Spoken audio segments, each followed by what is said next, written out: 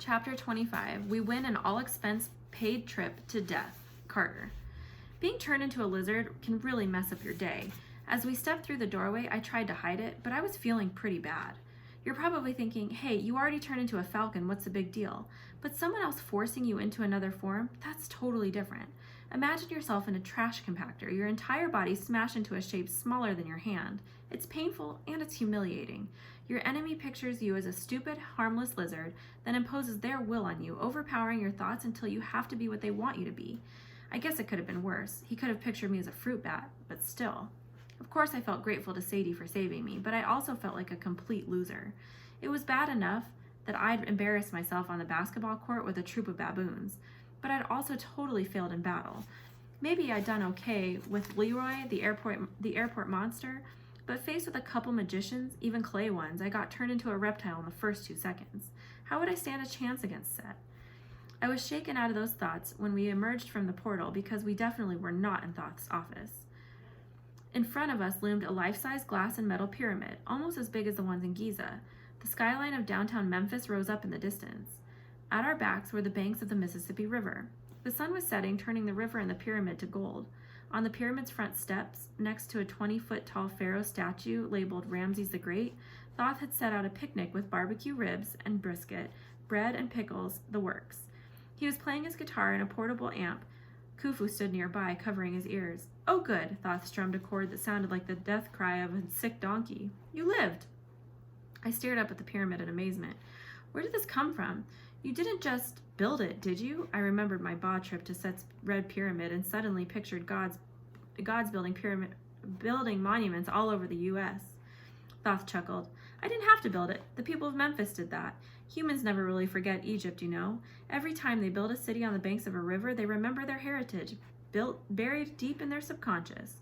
This is the Pyramid Arena, 6th largest pyramid in the world. It's used to be a sporting arena.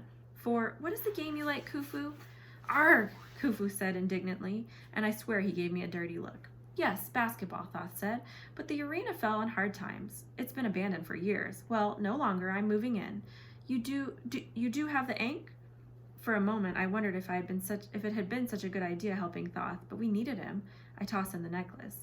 Excellent, he said, an Ankh from the tomb of Elvis. Powerful magic. Sadie clenched her fist. We almost died getting that. You tricked us. Not a trick, he said. A test. Those things, Sadie said, the Shabti? Yes, my best work in centuries. A shame to break them, but I couldn't have you beating up my real magicians, could I? Shabti make excellent stunt doubles. So you saw the whole thing, I muttered? Oh, yes, Thoth held out his hand. 2 little fires danced across his palms, the magic essences we'd seen escape from the Shabti's mouths. These were recording devices, I suppose you could say. I got a full report. You defeated the Shabti without killing, and I must say I'm impressed. Sadie, you controlled your magic and controlled Isis, and you, Carter, did well turning into a lizard. I thought he was teasing me. Then I realized there had been genuine sympathy in his eyes, as if my failure had also been some kind of test. You will find worse enemies ahead, Carter, he warned. Even now, the House of Life sends its best against you, but you will also find friends where you least expect them. I didn't know why, but I got the feeling he was talking about Zia, or maybe that was just wishful thinking. Thoth stood and handed Khufu his guitar. He tossed the Ankh to the statue of Ramses, and the necklace fastened itself around the pharaoh's neck. There you are, Ramses, Thoth said to the statue. Here's to our new life. The statue glowed faintly, as if the sunset had just gotten 10 times brighter. Then the glow spread to the entire pyramid before slowly fading. Oh yes, Thoth amused. I think I'll be very happy here. Next time you children visit me, I'll have a much bigger laboratory. Scary thought, but I tried to stay focused. That's not all we found, I said. You need to explain this. I held out the painting of the cat and the snake. It's a cat and a snake, Thoth said. Thank you, God of wisdom. You placed it for us to find, didn't you? You're trying to give us some kind of clue. Who, me? Just kill him, Horace said. Shut up, I said. At least kill the guitar. The cat is bossed, I said, trying to ignore my inner psycho-falcon. Does this have something to do with why our parents released the gods? Thoth gestured toward the picnic plates. Did I mention we have barbecue? Sadie stomped her foot. We had a deal, Jehudi. You know, I like that name, Thoth mused, but not so much when you say it. I believe our deal was that I would explain how to use the spell book. May I? He held out his hand. Reluctantly, I dug the magic book out of the bag and handed it over. Thoth unfolded the pages. Ah, this takes me back. So many formulae. In the old days, we believed in ritual. A good spell might take weeks to prepare with exotic ingredients from all over the world. We don't have weeks, I said. Rush, rush, rush, Thoth sighed. Arg, Khufu agreed, sniffing the guitar. Thoth closed the book and handed it back to me. Well, it's an incantation for destroying Set.